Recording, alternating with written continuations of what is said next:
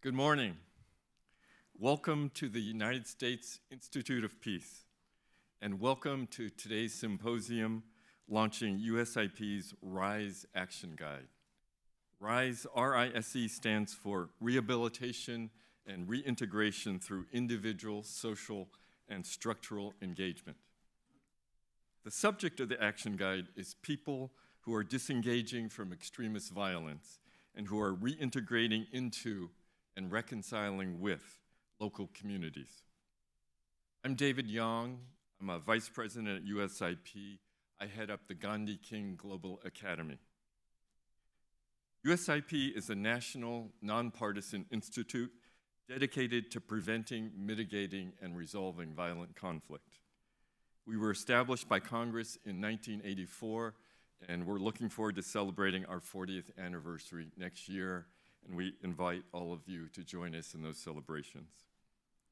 In Washington, D.C., we are located opposite the Lincoln Memorial, on the walls of which are inscribed President Lincoln's words about a government of the people, by the people, and for the people, and from the steps of which Dr. Martin Luther King Jr. shared his great American dream. Our venue is appropriate because USIP aspires to promote an American way of peace building, one that views peace, freedom, and justice as inseparable. The RISE Action Guide was produced by USIP's program on violent extremism. In the 2 decades since 9/11, the threat from extremist violence has evolved considerably. Worldwide, the number of terrorist attacks has increased. The attacks have spread geographically. They have diversified ideologically, and the attacks continue to be fueled by violent conflict and state fragility. These threats also provide opportunities for the opponents of democratic governance and the opponents of a rules-based international order to expand their influence. At USIP, we seek to address the problem of extremist violence by promoting community resilience. We do so because we believe that healthy communities provide all their members with belonging, purpose, agency, and well-being. In all these cases, the twin agenda, Thus, we seek to provide practitioners and policymakers with the knowledge and tools regarding non-securitized approaches to combating violent extremism so that the international community can prevent mobilization into extremist violence, facilitate disengagement from it, and support those most vulnerable to exploitation by such forces. Colleagues, the Islamic State, despite its loss of territory in Iraq and Syria, still has about 100,000 fighters around the world, including many affiliate groups in Africa. This continuing challenge exists alongside the unprecedented challenge of dealing with the tens of thousands of people who were partnering in ISIS or living amongst it before its territorial defeat, people who are now residing in places like the Al-Hol camp in northeast Syria or in prisons in Iraq. These populations are ISIS targets for recruitment and resurgence. They thus present the imperative of rehabilitation and of reintegration. A similar challenge is presented by those who have escaped or disengaged from Al-Shabaab or Boko Haram in Africa. And a third type of challenge is represented by white supremacist movements in Western countries. In all these cases, the twin agenda of rehabilitation and reintegration has forced its way to the top of the international agenda on preventing and countering violent extremism. From the diverse experiences of civil conflicts coming to an end, the international community has learned much about DDR, that is, disarmament, demobilization, and reintegration of armed groups. Lessons about DDR, even in conflicts such as the one in Sierra Leone, where the violence against civilians was horrific. Yet, rehabilitation and reintegration in the context of violent extremism is exceptionally challenging. Not simply because of the large numbers of people involved, but more importantly because the stigma attached to those who have been involved in extremist violence, the distrust, fear, and anger that surrounds even those who have left behind such movements. We all remember the tragic abduction of the Chibok schoolgirls by Boko Haram in Nigeria, and the equally tragic aftermath for those who escaped or were rescued. Yet many of those who were freed were rejected by their original communities, their home communities, because they had been subjected to rape, forced marriage, forced pregnancy, and sexual slavery. In response to all these challenges, the international peacebuilding community has invested in developing a body of knowledge on rehabilitation and reintegration in the context of violent extremism. USIP has been part of this global effort to develop evidence-based solutions. Our partnership with the State Department's Bureau of Counterterrorism has focused on such rehabilitation, reintegration. Our initiatives included the Global Counterterrorism Forum and the working group of that forum on foreign terrorist fighters. And today we're meeting to launch USIP's just published action guide on rehabilitation and reintegration through individual, social, and structural engagement. As you'll discuss over the course of this day-long symposium, the RISE framework uses peace-building tools to resolve conflicts, to bridge social and political divides, and to build inclusive institutions to address the individual, social, and structural dynamics that continue to foster extremist violence. You'll also discuss how the RISE Action Guide innovatively applies public health principles and how it links individual and community approaches hitherto not linked, preventing and countering violent extremism. Our schedule begins with a stage-setting fireside chat with Ian Moss, who is the State Department's Deputy Coordinator for Counterterrorism.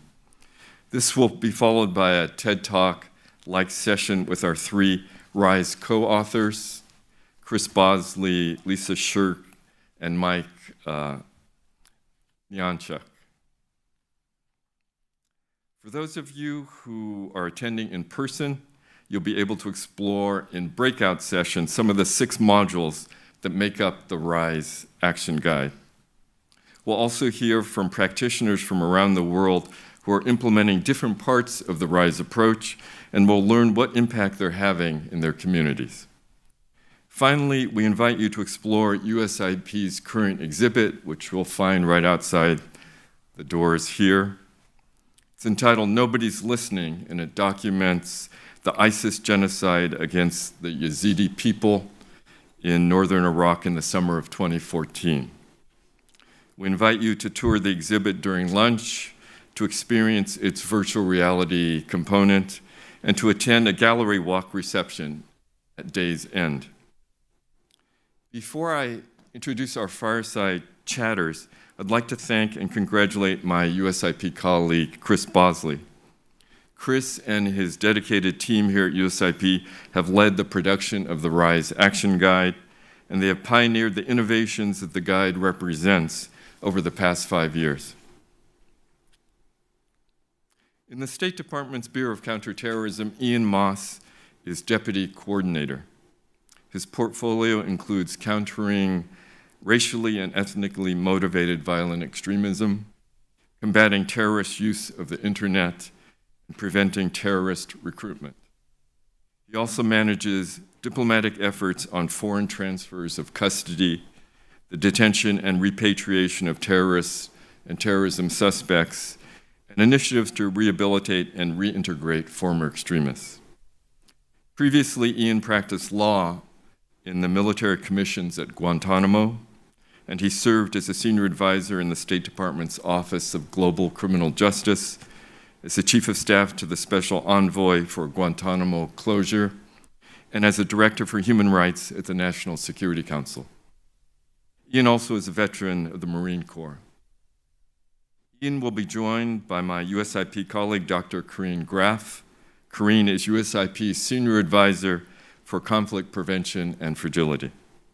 Again, welcome to everyone here and online. I wish all of you, those here and abroad, a productive day of discussions on these critical issues of peace building.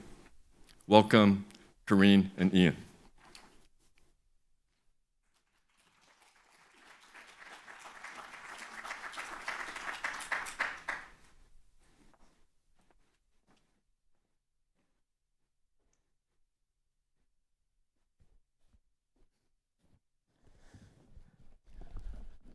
Thank you, David, for that introduction.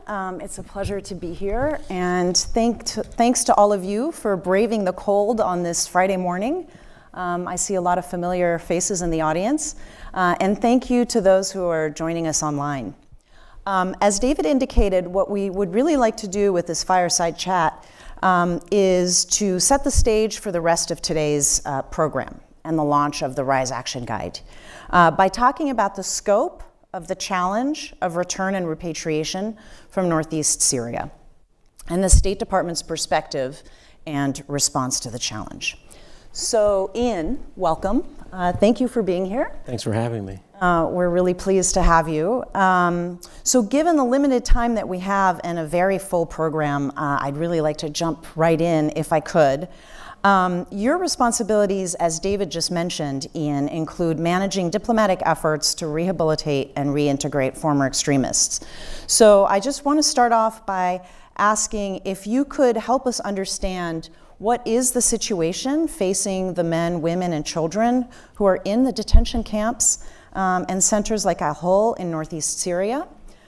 What is needed from your perspective to ensure effective, safe, and humane return? And how do you do this, and why is it important? Sure. First, Corinne, thank you for having me, and I want to give a special thanks to the authors and everyone who worked on the RISE Guide, and to Chris and Mike for coming over and spending some time earlier this week to talk to me and colleagues about this important guide and the work that you all have in front of you. So thank you very, very much.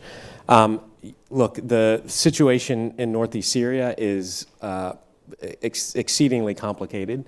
It is not indifferent from a number of situations elsewhere in the world that have been in existence for a long time and unfortunately will continue to be. And of course, there will be new circumstances, which is why I think the RISE Guide in particular gives us a really tangible tool to help address the consequences and the aftermath of some of these circumstances. But in Northeast Syria, and as you mentioned, in the camps that are home to nearly 50,000 individuals, conditions are just very, very concerning. There is, despite the best efforts of the United States government and our partners, there is a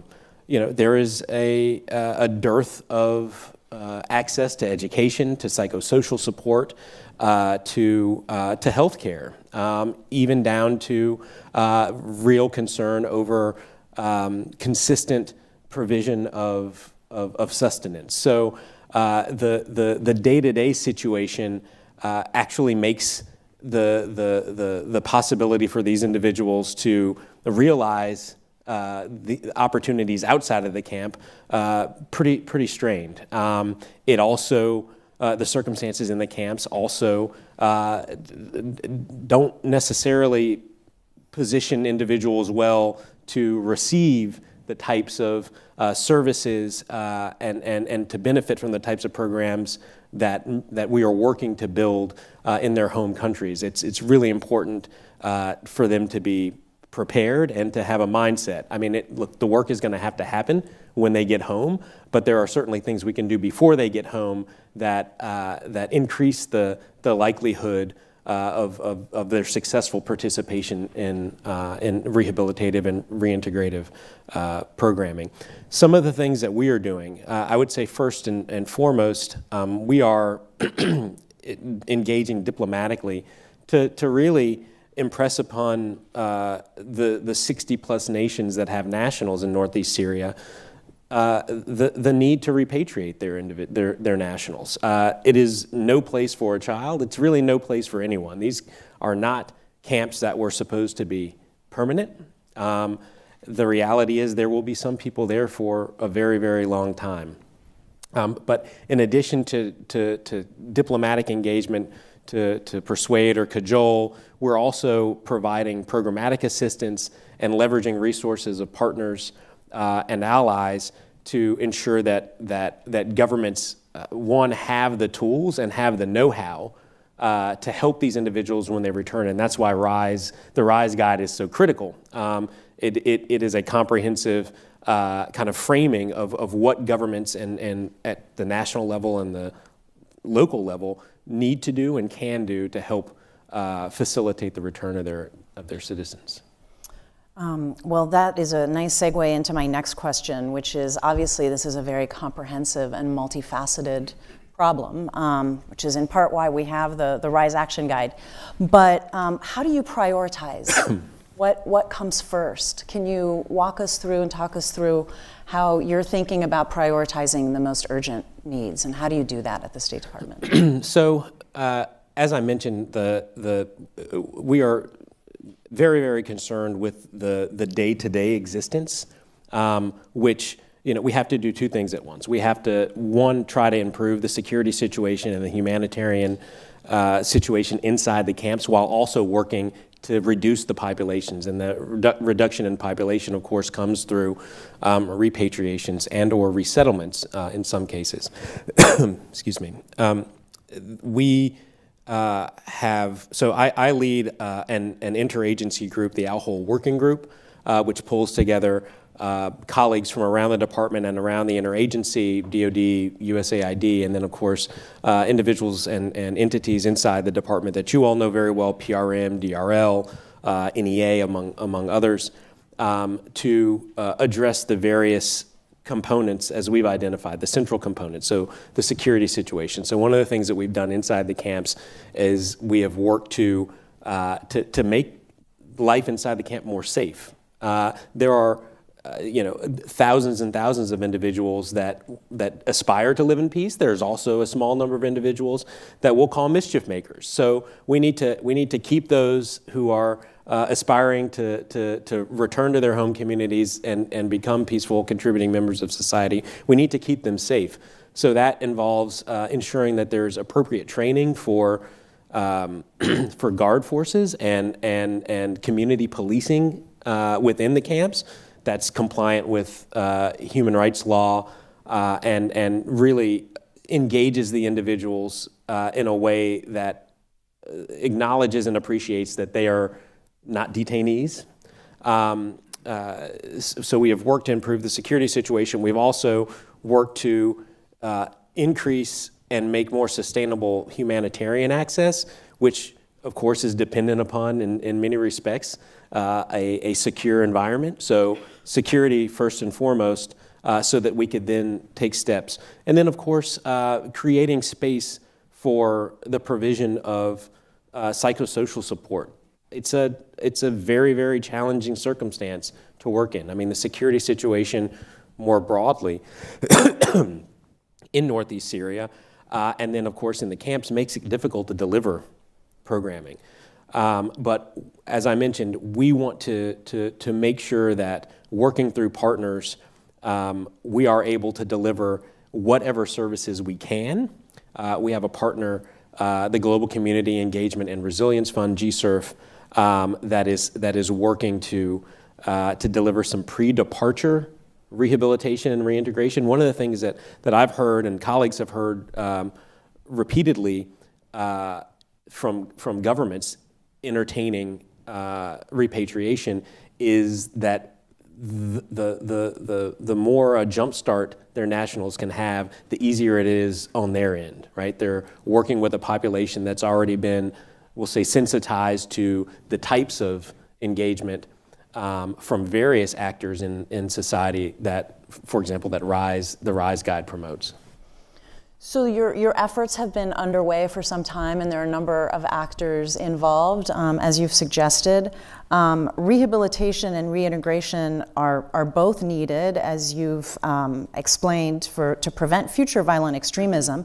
But could you walk us through some specific strategies that you've seen, success stories that demonstrate the effectiveness of this comprehensive approach?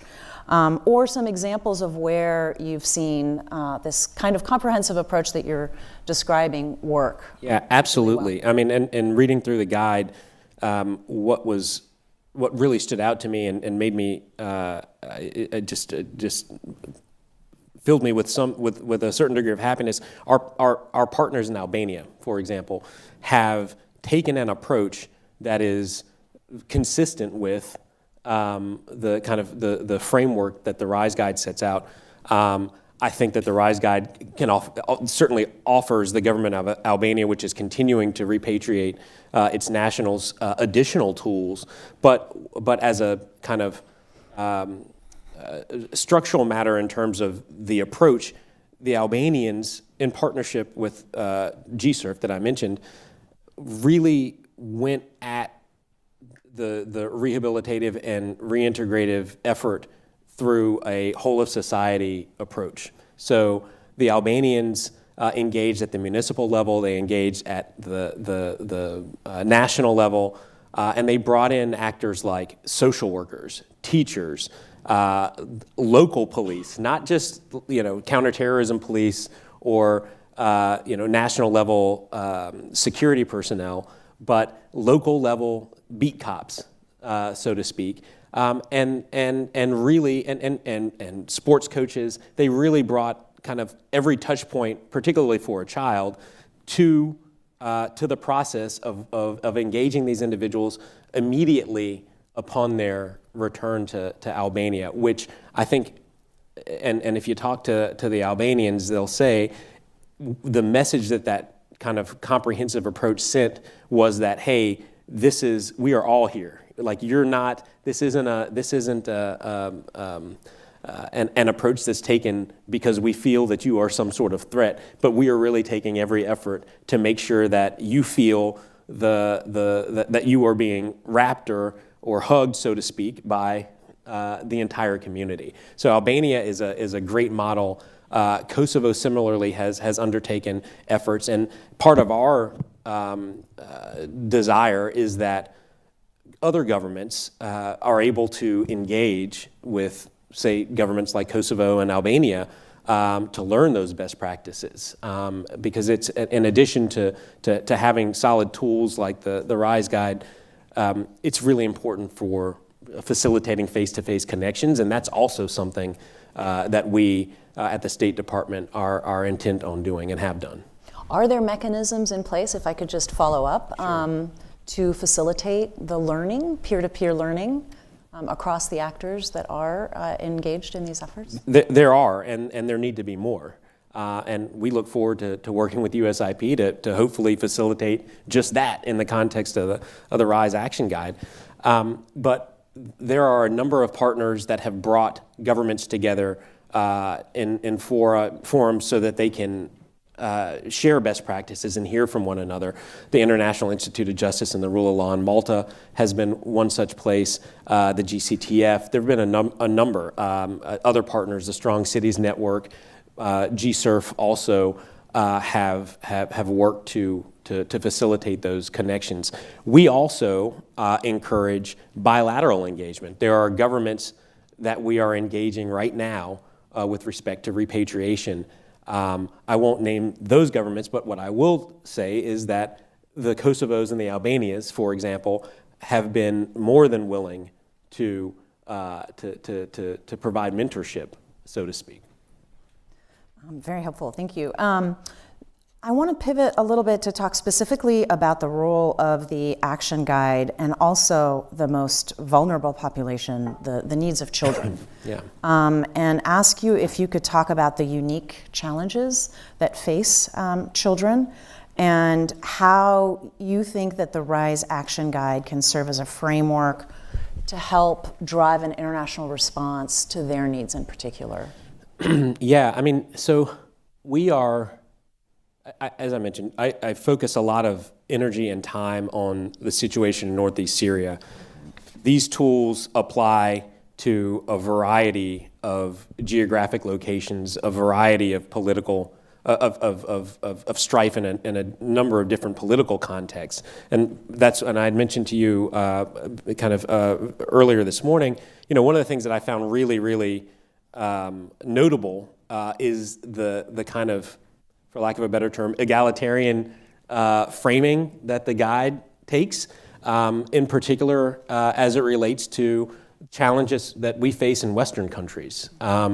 We have spent a lot of time over the past couple of decades primarily focused on othering extremism, but there are significant issues within Western societies, and we can learn from our own experiences elsewhere.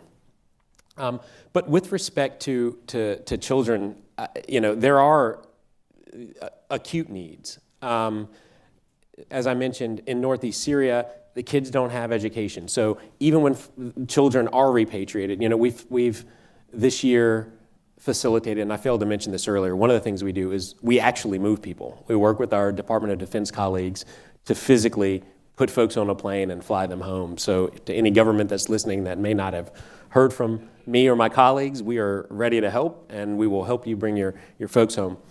But the fact that these kids in particular don't have access to education means that they are, in a sense, behind when they get home.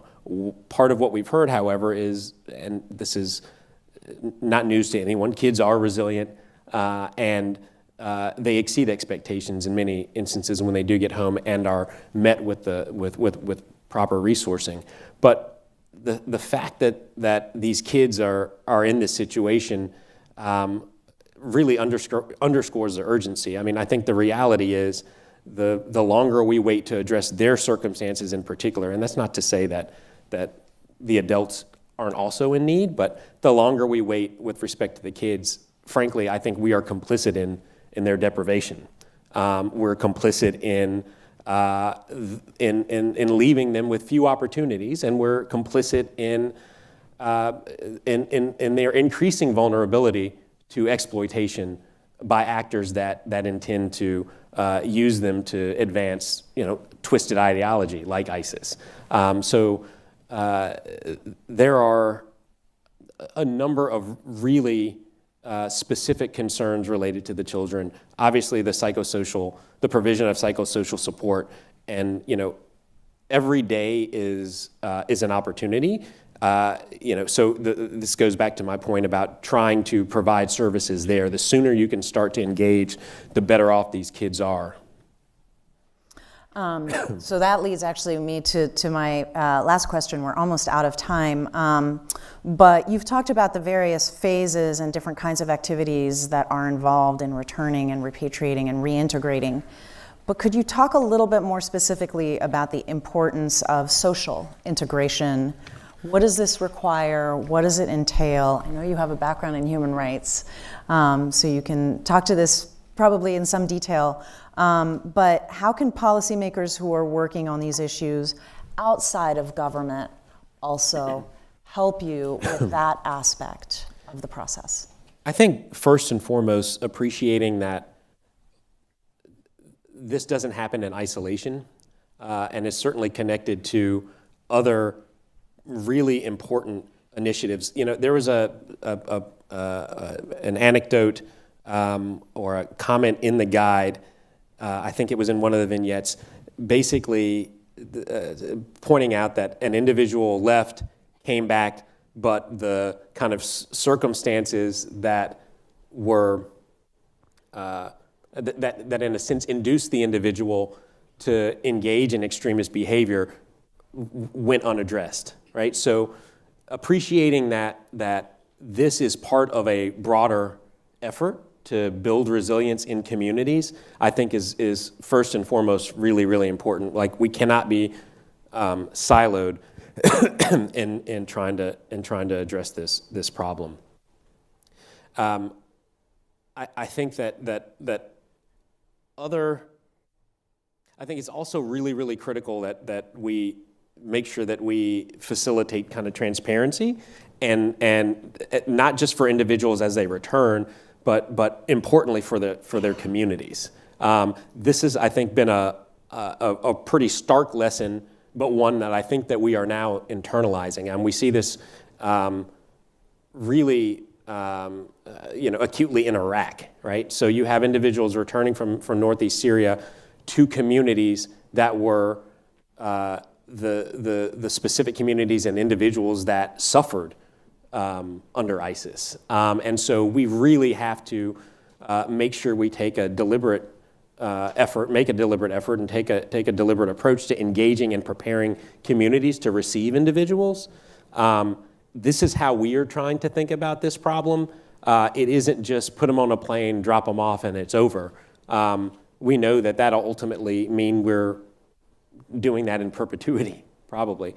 But figuring out ways to make sure that there's transparency in what we're doing, also to make sure that we don't neglect individuals and communities. We don't want to have individuals that return be seen as greater beneficiaries than the folks who we're expecting to receive them and welcome them back. So making sure to engage broadly, I think, is really critical as well.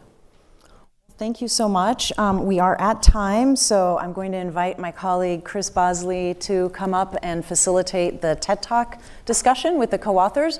But first, please join me in thanking Ian Moss for his very candid and helpful remarks.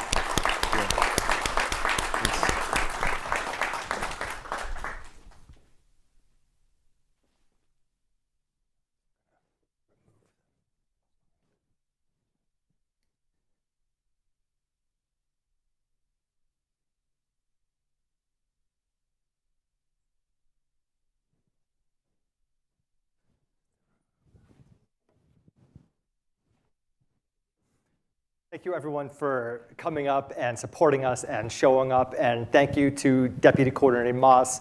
Thank you to Corinne for that fantastic conversation. I want to start. In May 2011, I was several months removed from 2 years serving aboard what we affectionately call America's favorite aircraft carrier, the USS Carl Vinson. And 2 months after I left the Carl Vinson in 2011, Osama bin Laden's body was buried at sea from that ship. For quite a bit of time, one of my biggest disappointments was that I didn't extend my time on board, and so I was not a part of that story, no matter how tiny a part that would have been. But what I've come to realize is that there are perhaps hundreds of thousands of others engaged in extremist violence worldwide, and millions more who are sympathetic to violent extremist movements, who need viable ways out. And bin Laden's well-deserved fate just simply cannot be shared by all of them. My name is Chris Bosley. I lead the program on violence and extremism here at USIP. Since making the transition from the Navy to USIP in 2017, we've been working to articulate what can peacebuilding bring and contribute to the challenge of people exiting violent extremist conflicts and disengaging from extremist violence. While the field has, and it seems that my slides aren't actually moving, although the confidence monitor is. Thank you.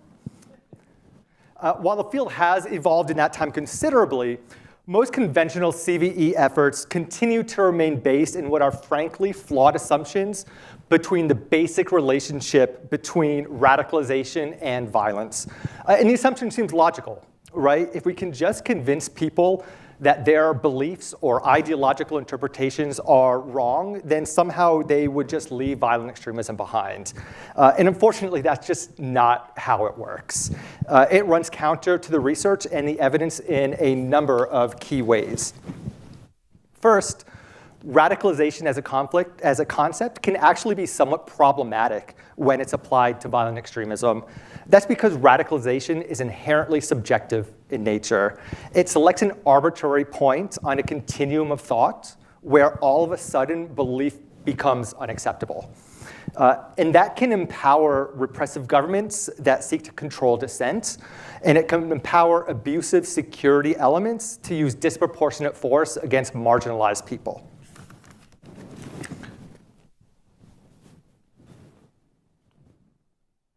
Slide, please. And assuming that radical beliefs lead to engagement in violent extremism actually lacks a good evidence base.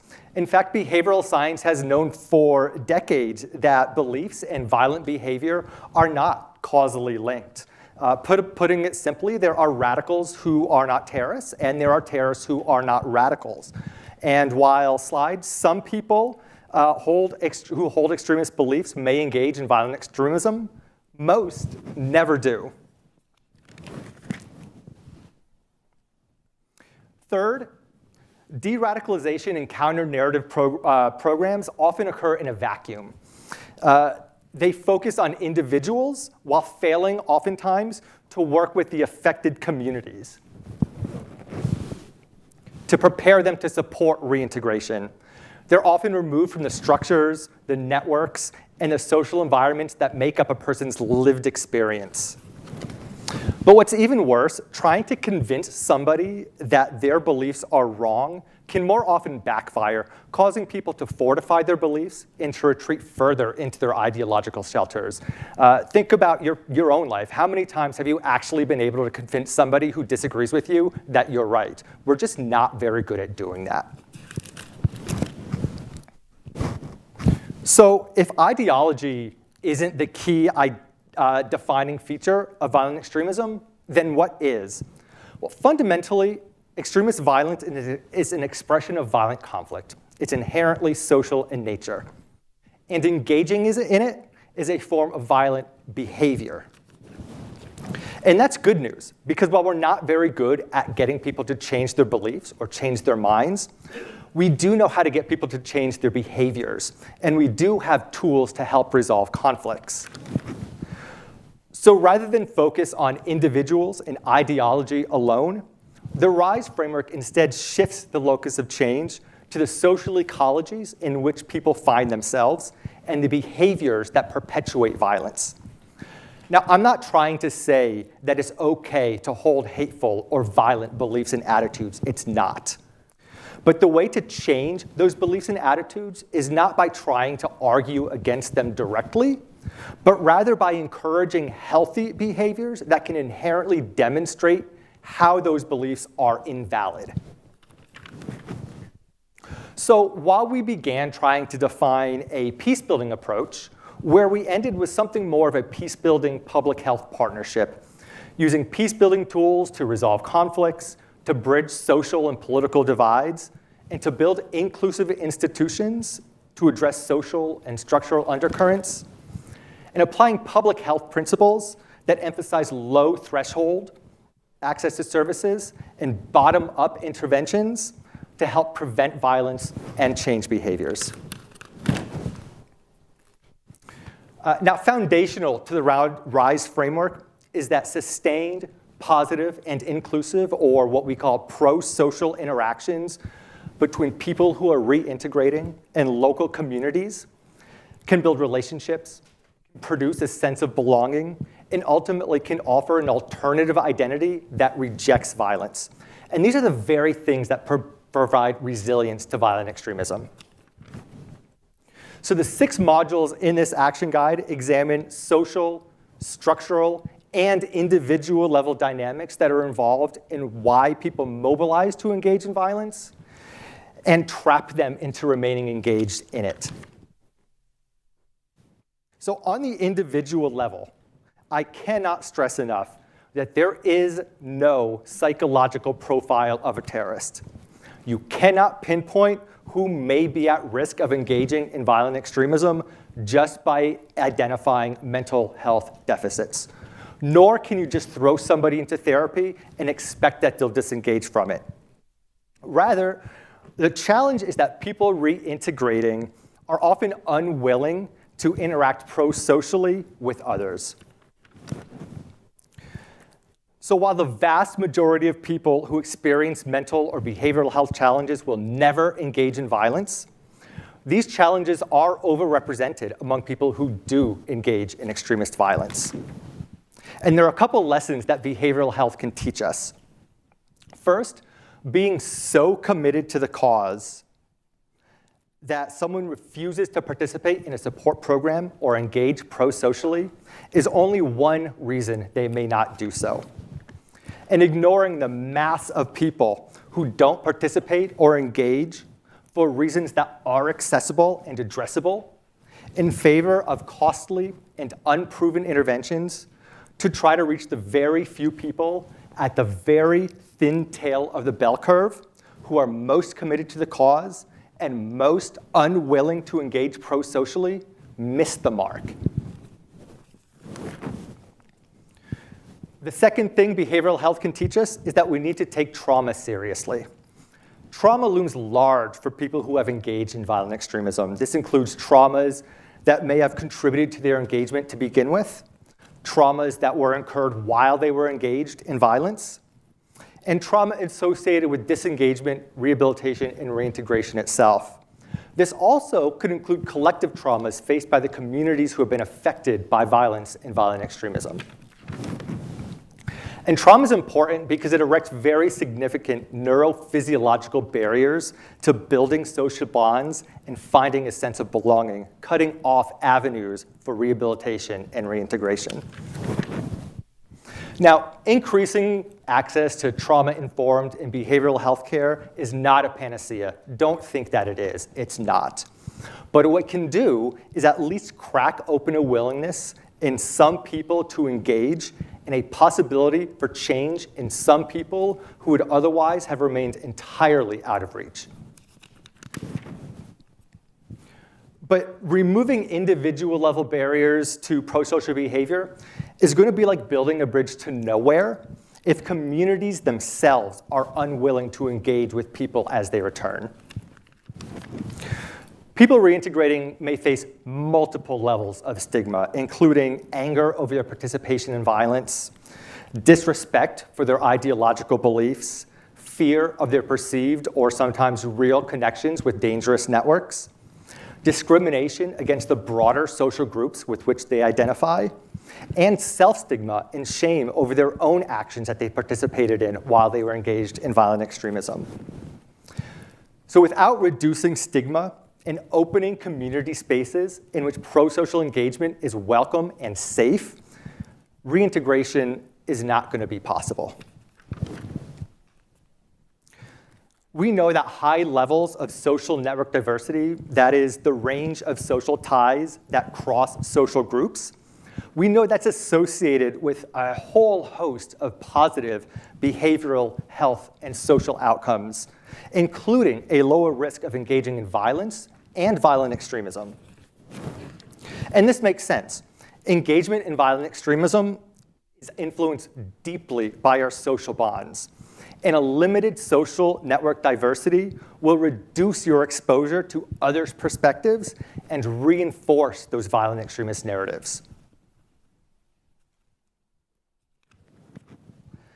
So by carefully facilitating social interactions between those who are reintegrating and other community members, programs can prevent that isolation and perhaps facilitate relationships across those social divides to build a more diverse social network and increase exposure to the diverse range of perspectives. But lowering cognitive barriers to and opening social spaces for prosocial engagement will still be insufficient because structural and political barriers like marginalization and broken governance, if they're left unaddressed, will leave disengagement unsustainable. This is especially the case for communities who themselves have been affected by violent extremism and feel betrayed by, angry at, or fearful of people returning from violent extremist conflicts. We cannot forget, violent extremist groups are guilty of committing heinous crimes, cleansing entire ethnicities, perpetrating mass violence against civilians and inflicting untold amounts of damage and harm on communities. Nonetheless, prosecution and incarceration of those who have engaged in it will not always be possible, and sometimes it's simply not appropriate either. Still, affected communities and survivors of extremist violence need and deserve a sense of justice. But justice has a second face, and that's restorative justice. And tradition or community-based mechanisms can enable communities to chart a pathway to move forward together that can offer redemption and perhaps begin to heal some of the broader conflicts within that community. That's because people are often going to be disengaging in the very same environment and facing the very same lived experience as those that contributed to their engagement in violent extremism to begin with. So rehabilitation and reintegration efforts that fail to address this ecosystem, that fail to build political and social institutions that can bridge divides and bring people together, and that fail to at least provide nonviolent channels to express legitimate grievances will be unsustainable at any scale. Prevention and disengagement in this way are not opposite ends on a PCV spectrum that can operate independently. They're integral to each other, and they close a circle of violence together.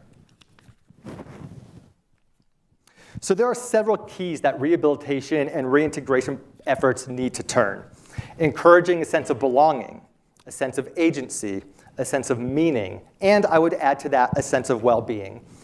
And that's because extremist violence is only one of a whole host of social challenges that can result from a strikingly similar set of risk factors and environments. So helping somebody to disengage from extremist violence, if they instead engage in organized crime or harmful substance use or intimate partner violence, and for many of the very same reasons, just cannot be our yardstick for success.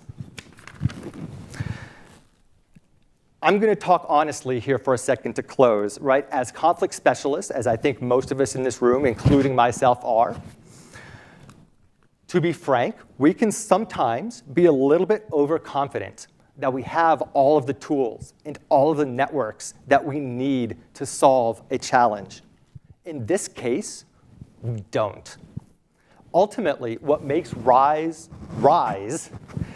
is that its menu of intervention options reach across a wide array of disciplines and areas of practice to build networks and relationships among all the different stakeholders that need to be involved if we're ever to move beyond just admiring this as an intractable, complex challenge. Thank you.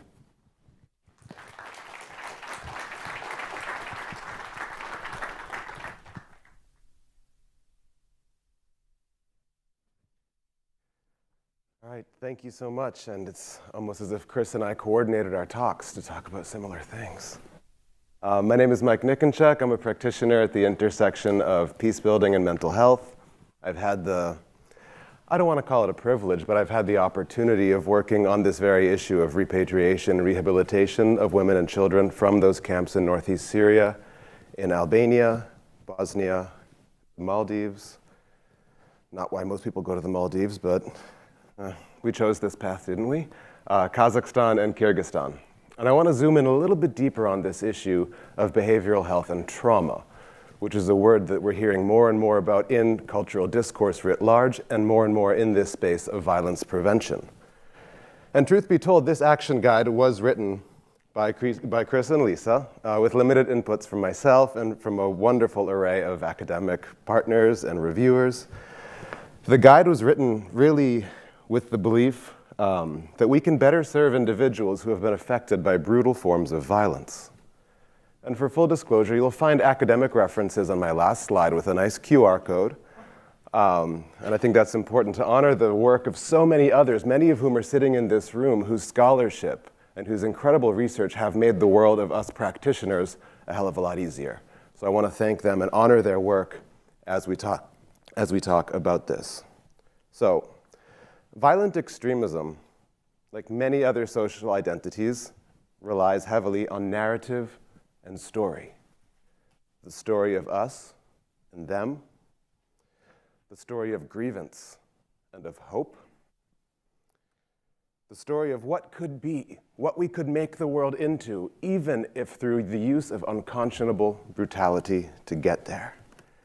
And the RISE Action Guide presents the process of rehabilitation and reintegration of persons affected by violent extremism as a deeply human challenge, elevating the humanity at those of the center of violent extremism and the humanity of those who have been unwillingly dragged into the center of violent extremism. And above everything, the guide is rooted in the potential that each person's story carries the potential to change, the potential to alchemize pain into good, to alchemize ill will into prosocial engagement and into nonviolent ways of confronting adversity. Appropriately, each module of the action guide begins with a story. So I want to take us into one of those stories, the story of Shadi from Module 2. Shadi slowly gathered the pieces of what was once a lamp, now scattered across the room. A sense of regret overwhelmed him. He was angry with himself for breaking something else. His wife cowered in the corner, shuddering. For years, Shadi had had difficulty controlling his emotions, but the intensity, frequency, and violence of his outbursts had been growing since he came back from Iraq. His wife had asked nothing about his departure, nor his return. While he was in Iraq, she had accepted his infrequent calls, but beyond the fact that he went to defend friends, as he said, she knew nothing about his time as a fighter. She had simply told people that he was traveling for work, that he had a new venture with a friend in Libya. Since returning, Shadi and his wife had spoken little. Sex was frequent, but mechanical, sometimes bordering on violent. Shadi spent much of his time at home, gregarious in his interactions with strangers, but practically a ghost in his own home, present but mostly unseen, sitting in the same room from morning until night. He could barely recall what made him explode in anger this particular night. Apologizing was no use because he knew it would happen again. As he picked up the pieces of the lamp, images of his father flashed across his mind. He had not wanted to be like his father. He had not wanted to hurt others the way his father had hurt him. Shadi found himself mired in regret and resignation at what he had done, maybe even at what he had become.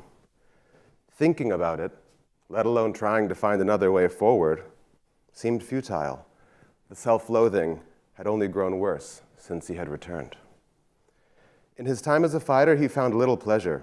He knew he was going to kill. He wanted to kill, but not with such brutality, not with such casualness like that which he witnessed. He had signed up to kill, yes, but not to torture. Overall, his time in Iraq had been a disappointment. Worse, there was blood on his hands, and he knew they were indeed innocent. And at any moment, one of the men he fought with could expose the full details of what he had done to the broader community and to the authorities who, for now, had other, more important suspects to worry about. So as we take a few deep breaths with Shadi, we feel for him. We feel for this man. And we burn in anger at Shadi. We want Shadi brought to justice, just as much as we also want Shadi brought to health. And this is just one story, perhaps like some that you yourself have worked with, perhaps easier, perhaps harder, whatever those words mean. In any case, we here see Shadi coping by breaking things, both inanimate and animate. Coping with a life of loss, with abuse in his past that he reenacts at home today. We can see his journey into crime as a human story of misdirection, of decisions of highest evil consequence, but also a story of coping. Logan, Windisch, and Simi recently published a paper on the correlations between adverse childhood experiences and participation in right-wing and left-wing extremism. Their findings from this most recent and their past studies indicate and suggest that persons who had engaged in any flavor of extremism that they studied had 4 or more of these adverse childhood experiences under their belt or in their past experiences. So, similarly, Rejna Muhammad in a 2022 paper noted incredibly high rates of post-traumatic stress disorder, post-traumatic, not dramatic, post-traumatic stress disorder among incarcerated extremists in Iraq, suggesting that more than 50% of those sampled had PTSD. And this active post-traumatic distress mediates the relationship between all of the trauma they had experienced during their time in combat and continued aggression, interpersonal aggression. So we know that mental health matters for rehabilitation work. We see and feel this from Shadi just as much as we see it from the data. And we know that his experience of violent extremism is not separate from the rest of his inner life, from the cascading world inside of him that he has carried since his childhood. Many scholars have explored this question of how past adversity, repeated victimization, and life-altering trauma may contribute to radicalization into violence. Others have also begun to question how post-exit traumas, including detention in camps or in brutal detention facilities, may shape recidivism and reoffending after release. And why does it matter? And what are the risks of elevating this topic both in policy and practice? Observing higher than usual rates of childhood trauma, polyvictimization, war trauma exposure, or post-traumatic stress disorder among persons rehabilitating should elevate the importance of behavioral health in the disengagement, rehabilitation, and reintegration period when we work with folks. It could, in theory, also offer a really useful and new lens for prevention work, but to do so is hasty and dangerous. Correlation does not equal causation. Statisticians in the room, raise your hands. Give me an amen. Correlation does not equal causation. More than 99% of persons who are exposed to childhood trauma or adulthood trauma do not radicalize into violence. And I can promise you that much of the world is still blazingly obsessed with finding a monocausal explanation for violence. Offering mental health or trauma as important pieces of a cascade of causality can and will backfire with tremendous consequences, especially for those of us doing this work in authoritarian environments, where you have folks wanting to scan all young men for trauma exposure if that's a risk factor. So this data has to be understood, interpreted, and utilized with highest sensitivity. Remember, and as Chris mentioned, childhood trauma, including abuse like that which Shadi endured, has also been implicated for its correlations with things like intimate partner violence, substance abuse, being a victim of violence. You are statistically much more likely to be a victim of violence if you have experienced childhood trauma. Criminal involvement, difficulties with interpersonal empathy, and cardiovascular health outcomes, amongst other things. Almost done. So, neither trauma nor mental illness causes violent extremism. They are tributaries in a much larger cascaded process where mediators like negative coping habits, negative emotionality as it's called, neurobiological dysregulation, lack of social support, substance abuse, perceived lack of safety, physical environment, economic status, job status, peer groups, all interact to shape and form if and how past adversities influence later social behaviors that can include anything from criminal involvement to interpersonal violence to violent extremism. And to borrow from our colleague Ken Reedy, here we can see the multifinality of adversity and trauma, similar life histories leading to many different possible outcomes, and the equifinality of extremism, meaning one outcome despite incredibly different developmental trajectories into that. It's a complex web of interactions. In the case of persons like Shadi, specific factors co-occurred in a constellation that may have contributed to his choosing violence. Tragically, the choice of violence is then compounded by experiences that one undergoes in a combat zone, things like subsequent trauma, feelings of guilt and shame, moral injury. I wanted to kill, but not like that, or oh shit, I didn't want to kill. And then dealing with the aftermath of that inside yourself. And so in this context, irrespective of the role of mental and behavioral health in the journey into extremism, the journey after violent extremism is deeply and necessarily benefited by comprehensively caring for the inner and the outer health of the person. In fact, I'm actually really wary to elevate the role of mental health and psychosocial support and prevention efforts, as we still live in a world that has not embraced a public health and peace-building approach to how we care for our citizens. But I'm much more hopeful about the behavioral health approach to working in rehabilitative work. So the purpose of behavioral health and trauma recovery in the rehabilitation of persons affiliated with extremist violence is to strengthen those protective factors that we know can increase resilience against negative outcomes. And then do this in a way that deprioritizes this obsessive need for causality, for causal inference, and instead equip persons and communities with the skills and resources that we know fortify against various potential negative outcomes.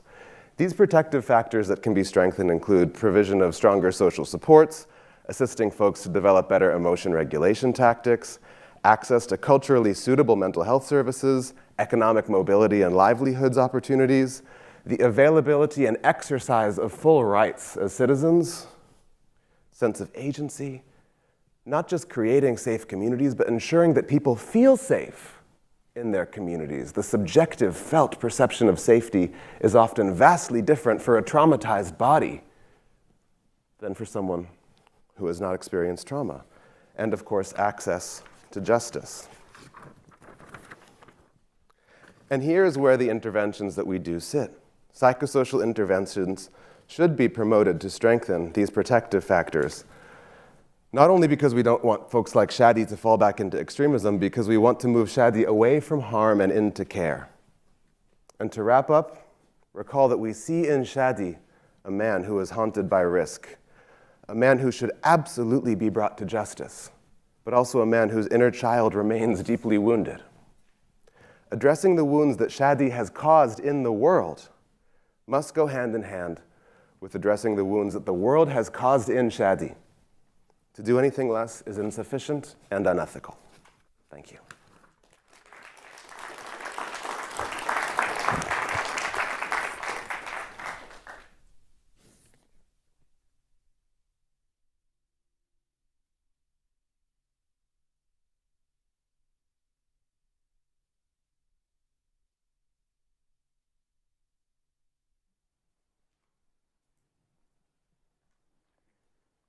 Can someone start the PowerPoint at the beginning, back there? There we go. Peacebuilding is ultimately about architecture.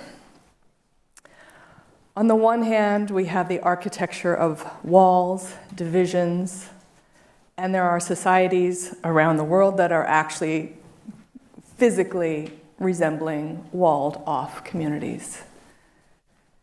But peacebuilding is also about the social infrastructure, the bridge building between individuals and their families and their communities, and ultimately any question that we deal with in this beautiful building here at the U.S. Institute of Peace is about the architecture of society.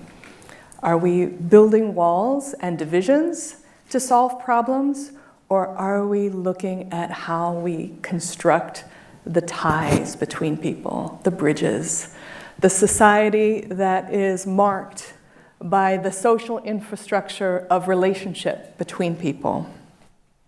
So as we talk today about how do we support people disengaging from violent extremism, I want to invite us to think about this metaphor of bridge building. In a society defined by walls, there are a lot of different problems. There's not only the mental health problems of self-harm or interpersonal violence. Violent extremism is actually just one manifestation of the divisions evident in so many societies. What we often see is a cycle of harm, where As my colleagues have just talked about, there's this sort of self-harm, and the harm that was done to children is intermingling with societal grievances against governments, against corrupt local leaders. And so it's this toxic cocktail that produces violent extremist beliefs and actions. The architecture of reintegration needs to conceptualize the walls that are dividing people from the reintegration process. And those,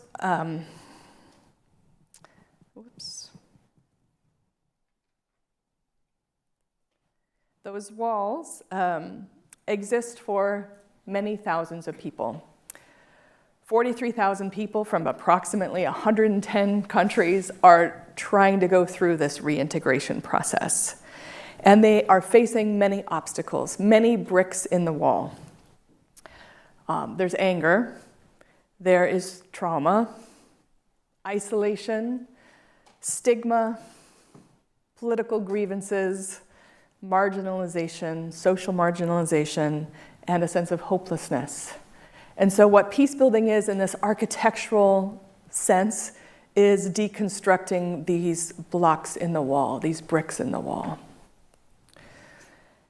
And we have to remember it's not just, individuals who have actually engaged in violent extremism. It's often their families and their children. And so there are more than 11,000 people who have not actually even taken up any sort of arms, any sort of official engagement in violent extremism. They were brought along, and now we need the architecture of reintegrating them into society. We have to remember, again, that the people who are reintegrating are often both victims and perpetrators. This is the messy reality of life, is that there is a sense of harm that has been done to them, and they have also engaged in harm.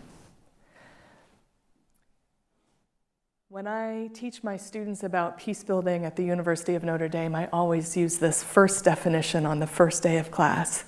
Peacebuilding is about designing societies that work for everyone. It requires an interdisciplinary approach that looks at economics, politics, security, as well as psychology and trauma, and really the social work and behavioral health, public health approach that we need to treat the whole person and the whole society.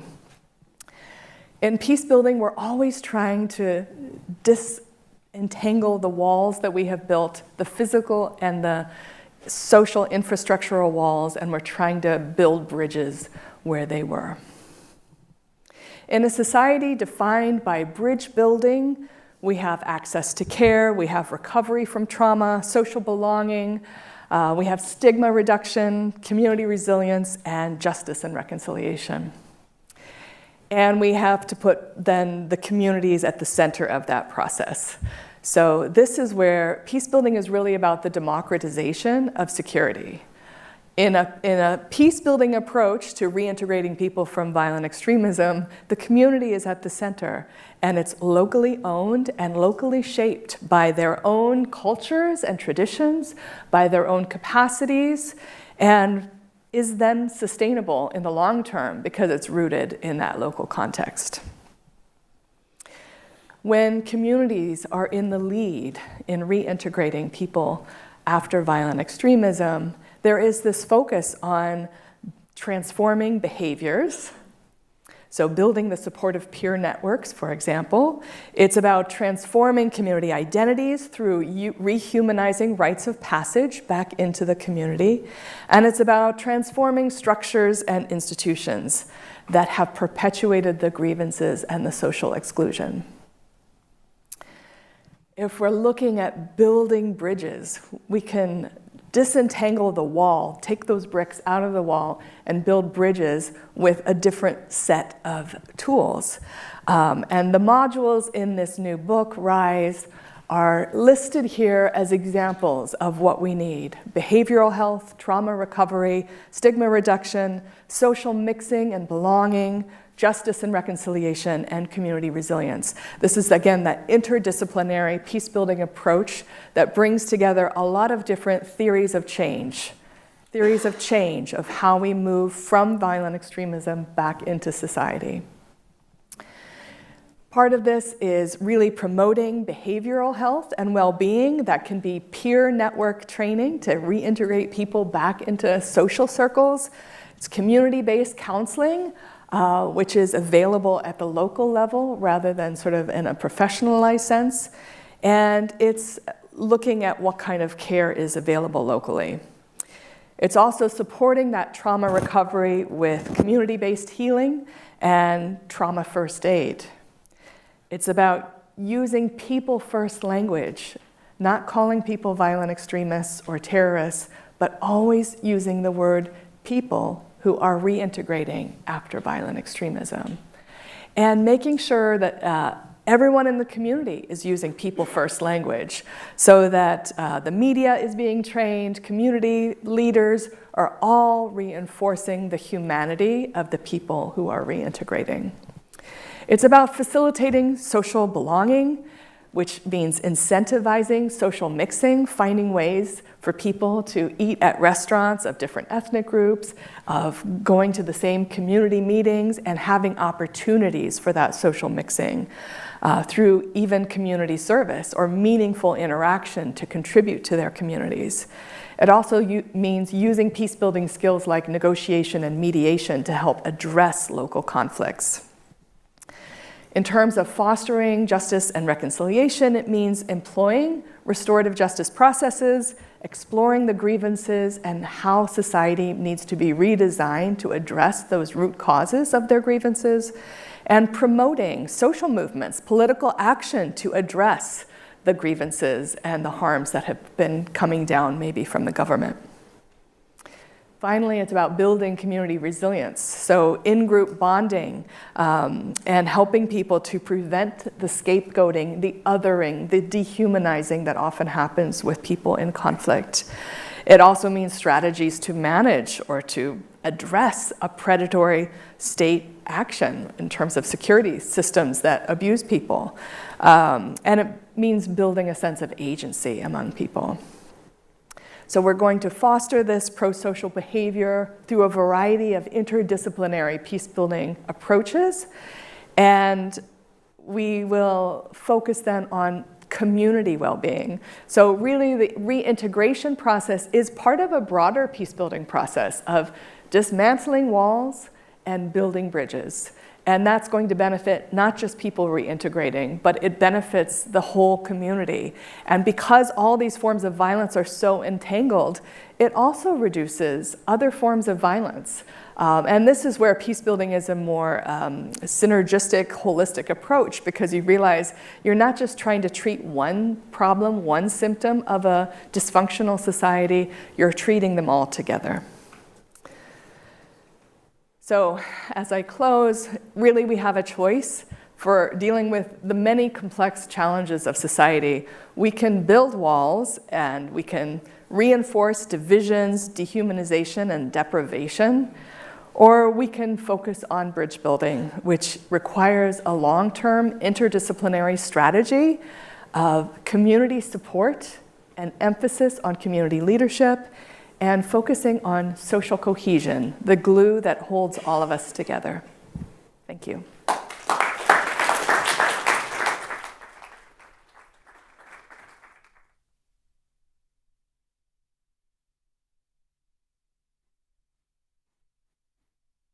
So once more for everybody here, my name is Chris Bosley. I want to thank you all one more time for taking the time on a Friday to be here with us. I want to thank as well those of you who are joining us online. We're incredibly excited about today. It's really been a long time coming. I think the first meetings we had to shape the scope and content of this guide began in early 2020. That was pre-COVID. That is a different world, at least to me.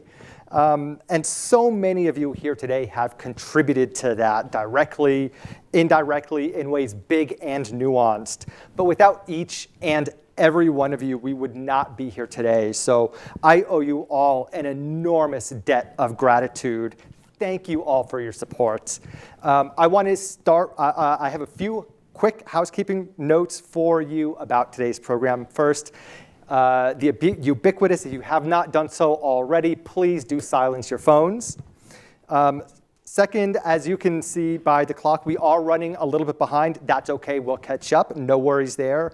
What we're gonna ask you to do is, instead of having a full break after this, I'm gonna ask you to grab your coffees. They will be set up. Grab a coffee and take it with you into the breakout session immediately following when I wrap up here. So the way this is going to work, you see that we'll be moving back and forth a few times between plenary and breakout sessions. All the plenaries, and they're noted there on your agenda, will be held here in the Carlucci Auditorium. The breakout sessions will be held in 3 different rooms, all of which are located in the Leland atrium right outside these doors. So what you'll want to do is exit these doors. If you exit on the top, go straight back to the far wall, and there'll be 3 breakout rooms. They'll all be marked for you. If you exit down here, you can exit down this door, just walk up the stairs, and once you get up the stairs, turn left, and all the breakout rooms will be there against the far wall marked for you. Those of you here in person can self-select whichever breakout session you want. However, the rooms do have a capacity, so it's going to be first come, first served. And if the room reaches capacity, we may ask anybody who comes after that to choose a different session. I promise you they are all fantastic.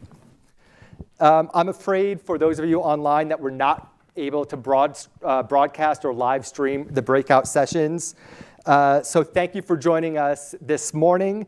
For those of you online, please, if you are available, hop back on and join us again this afternoon for our next plenary at 1 p.m. and then again at 4 p.m. Those are the next 2 sessions that will be live streamed for those of you online, 1 p.m. and 4 p.m. The sessions are going to begin promptly from here on out, promise. So can we ask everybody to please try to adhere to those timelines as much as possible. Finally, we will be serving a buffet-style lunch for those of us here in person. Again, that will be right outside these doors in the Great Hall down here, as well as in the Leland Atrium upstairs here. We encourage you during lunch and also during the reception that follows today's program to experience the Nobody's Listening exhibit in the Great Hall during those times. It is a really immersive, really powerful experience that I would encourage anybody and everybody to experience if they get an opportunity. Finally, you'll see a QR code that's on your agenda. It's also up here. It's also printed out on several papers and flyers outside. This code will take you directly to our newly released guide. It was put up this morning. We're super excited about it. You all get a first look at it. Let us know what you think. We have a fantastic program for you, and I really hope you all found it just as interesting as we did putting it together. Thank you once again, and please enjoy the rest of the day. We are now moving into your breakout sessions. So once again, just please grab a coffee and head directly to those rooms. Thank you.